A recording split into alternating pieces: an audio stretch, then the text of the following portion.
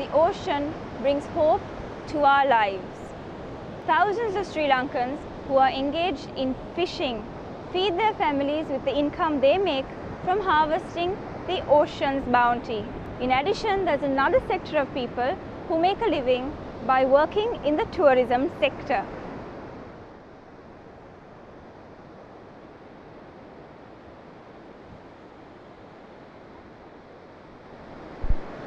These gentle waves that lap our shores seem very normal and benign. They give us a sense of peace and tranquility. However, on the 26th of December 2004, these waves hit our shores with a vengeance that brought fear and misery to millions of people.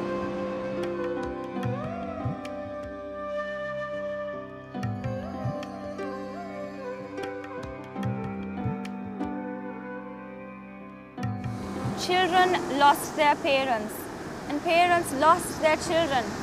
Within minutes, the Boxing Day tsunami had destroyed thousands of families, and those who survived did so with only the clothes on their backs.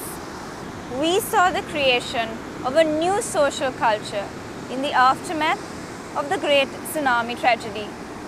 Although adults seemed to somehow adapt to the new post-tsunami culture, children found it difficult to face a future without the love and the protection of family and their parents.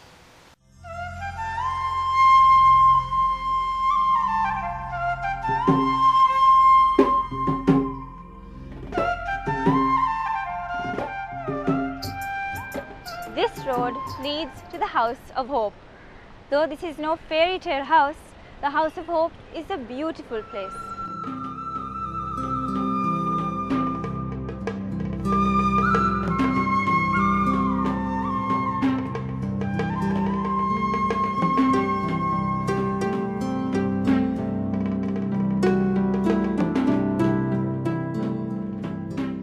It is a place that is full of all the hope that one could wish for on this earth.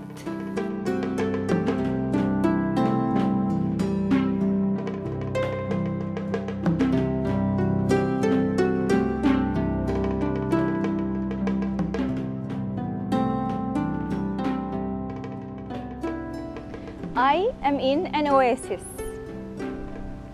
This is an oasis for the hopes and dreams for children.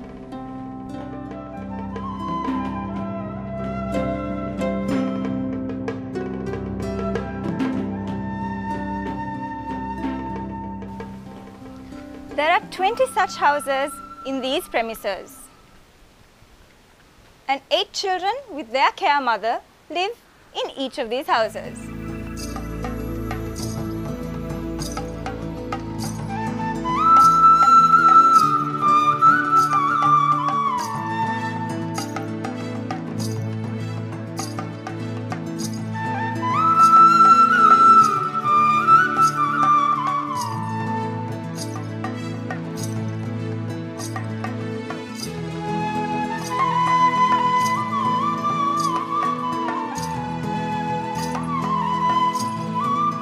What do these smiling eyes tell us?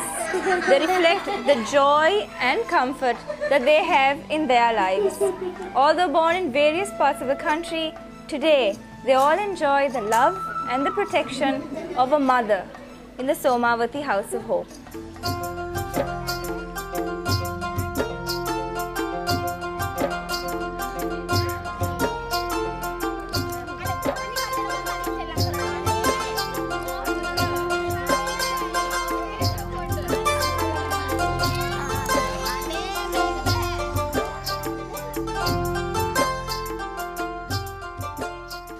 In addition to social, cultural and economic issues and the mental issues of parents, in today's society we hear of sad tales of parents abandoning their children, of parents neglecting their children, of children being sold, and even in some instances of parents killing their children at birth. Children who are abandoned by their parents and who face a bleak and uncertain future are brought to this home. And the Somawati House of Hope offers shelter to 126 such children with no parents.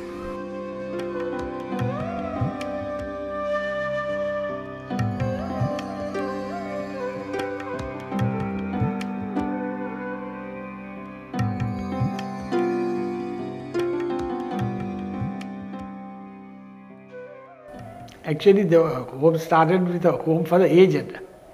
It was my ambition to do a home for the aged, and I started constructing in about at the end of 1990s, 1995, that time. But it was done very slowly because I had no money. So we did this hall and the hall behind.